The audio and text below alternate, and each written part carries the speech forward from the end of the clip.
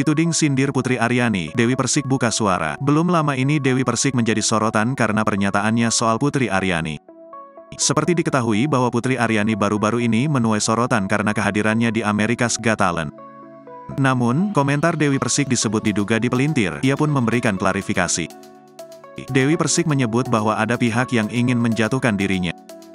Komentarnya soal ajakan mengapresiasi Putri Aryani disebut dipelintir hingga sang biduan dapat hujatan.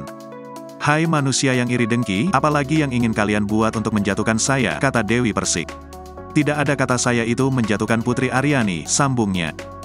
"Saya malah mengatakan bahwa ayolah kita mengapresiasi saudara-saudara kita yang berjuang di luar negeri seperti Putri Aryani," tambahnya. "Jangan utamakan kedengkian dan iri hati, ucapan saya yang mengajak mengapresiasi," tambahnya.